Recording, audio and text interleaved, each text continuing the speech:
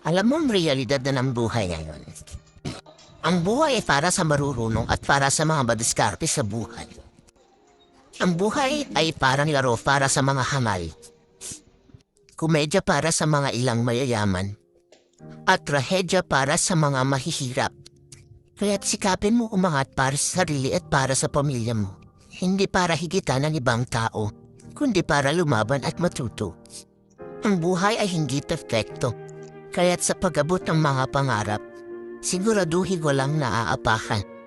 Kaya't manalig at magtiwala sa poong may kapat.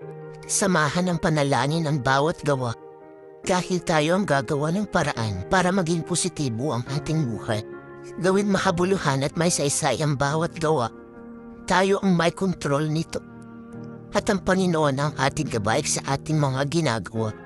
Kaya't humilas kung gusto mo may mangyari sa iyong buhay. Yan ang realidad ng ating buhay sa ngayon.